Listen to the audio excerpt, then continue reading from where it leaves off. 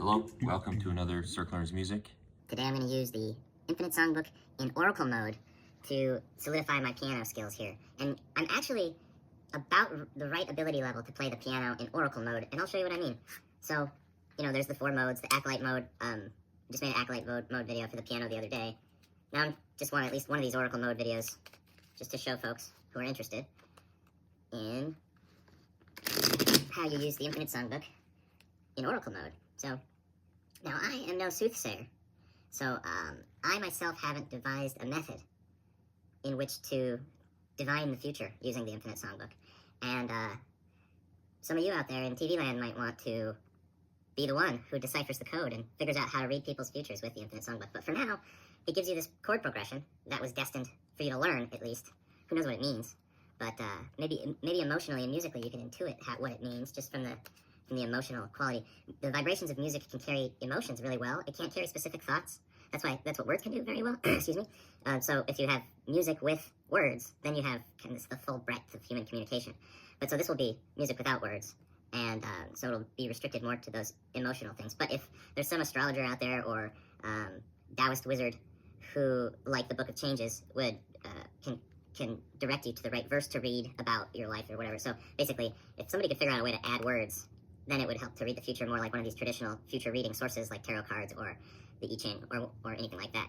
I haven't done that, but I do recognize that there's that possibility. The way I treat Oracle mode is kind of as a stepping stone to the next sort of a gateway drug to the sorcerer mode. And the sorcerer mode is really the fun, but you won't have as much fun in sorcerer mode if you haven't graduated through these other modes. If you jump straight to sorcerer mode, it'll feel too hard. So you want to play the right mode for your ability level. But as you play, you'll move up through the different modes of gameplay into sorcerer mode eventually.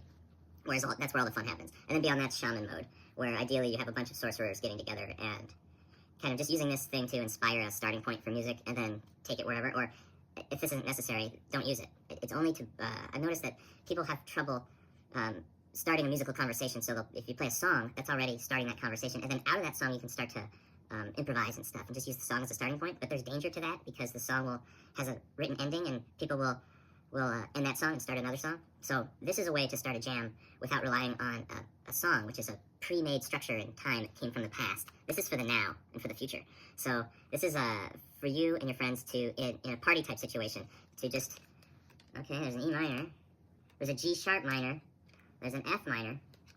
There's a C7. So I'll just tell you real quick here for Oracle mode, which I'm about to play. And there's my stop.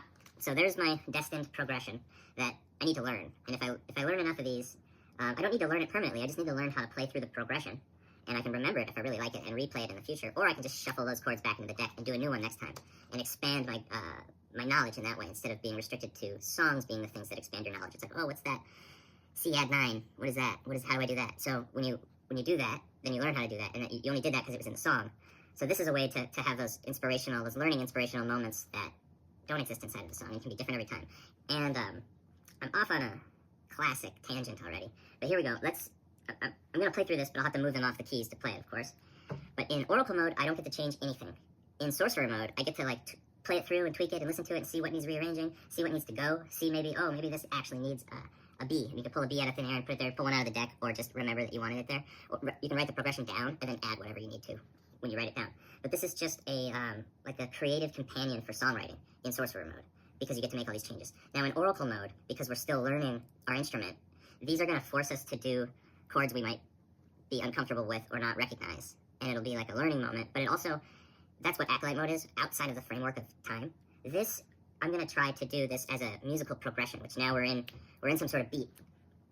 And so, then we're in time. So you can give each one of them a lot of time if you're still learning the chord, because if you just give it ba, ba, ba, ba, to that chord, back to that chord, you need to know the chords to do those changes that fast. But if you play the chord for 8 beats or 16 beats, it can give you a little time to set up and play the next chord and kind of burn it into your brain and then play the next chord. And maybe as you get better, you can play them faster and faster through. That's all up to you.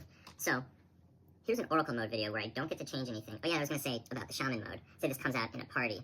I would use my sorcerer skills to change it in the most favorable way possible, and also make it as simple as I think the room is capable of. you don't want it to be too like a heady music theory thing. This is just to get like the dance going between people. So E minor, C7 maybe is what I would do, and then just present that to the room, and here's what we're doing, and maybe throw an F minor in there every 3 to make the 4 or whatever. But don't stick to anything. That would just be like a starting point. And then however that thing changes and communication happens between musicians, and it'll go somewhere unknown.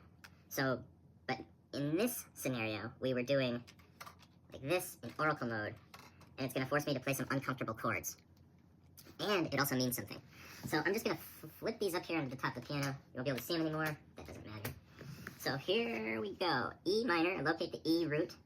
I'll play octaves with my left hand. I'll play triads with my right. Oh, that's not an E minor, that's an E major, sorry. There we go. E minor for 4, kind of, I'll go through. And then G sharp minor, which, how do I play that?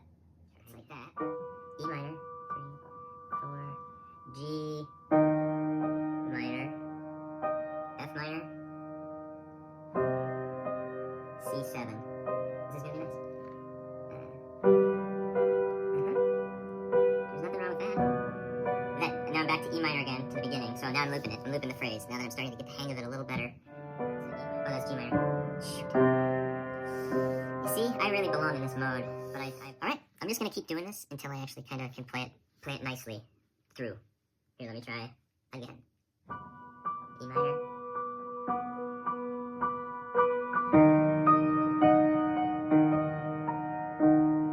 Then to F minor. And to C7.